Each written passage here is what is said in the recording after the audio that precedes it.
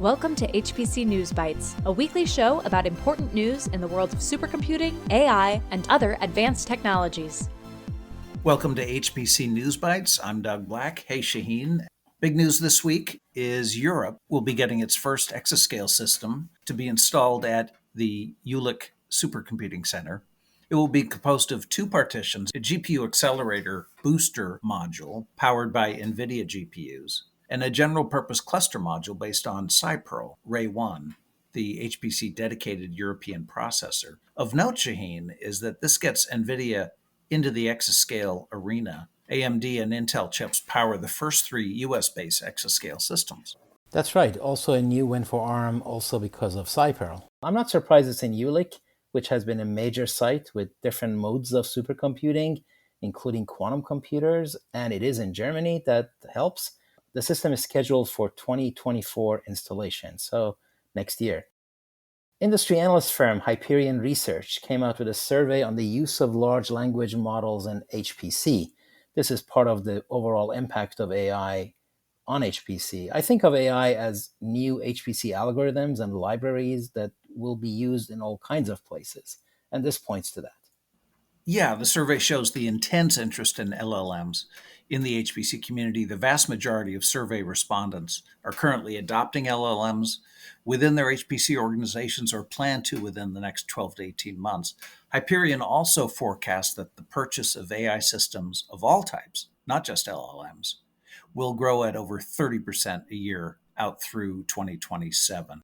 There was an article by consulting firm 80 Little on quantum computing, and it caught my eye because of its unusually straightforward way of talking about quantum. The paper doesn't try to force us to understand how quantum works. It focuses really on bursting some myths, and they would say misperceptions that have arisen around quantum, and offers practical advice. The analysts tell us that quantum in some ways is closer to happening than we might think, and they advise organizations to start getting ready for quantum now. So they talk about quantum computing, as you mentioned, but they don't even try to explain it beyond bits and qubits, which is really a good move because right now there is a need to address what I call the voodoo factor in quantum computing. That sort of explanation is still needed, but the paper does a good job of classifying issues and opportunities. So we all know the serious impact of HPC on humanity, but few of us talk about human immortality as a result of HPC. Well, here it comes. Some years ago, I heard and loved the quote, "If you live to the year 2030, you can live forever."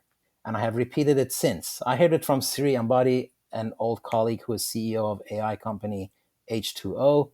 This week, there's news that Ray Kurzweil, who has a decent record of predicting things, is setting 2030 as the date humans will achieve immortality.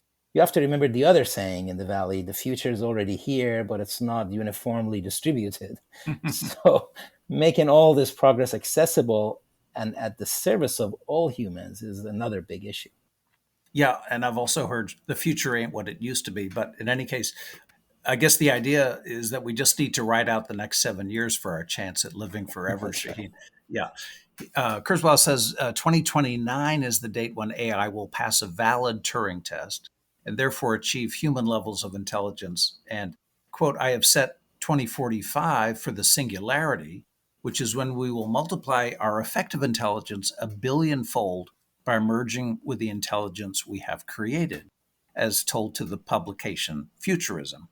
In terms of immortality, Kurzweil is saying by 2030, we will be able to advance human life expectancy by more than a year every year.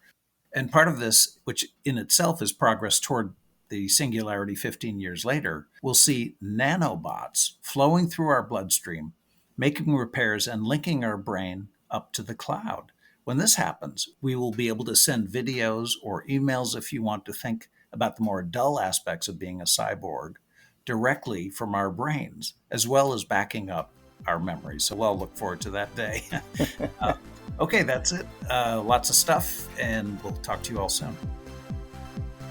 HPC News Bytes is a production of Rseaech in association with Inside HPC. Shaheen Khan and Doug Black host the show. Every episode is featured on InsideHPC.com and posted on Orionex.net. Thank you for listening.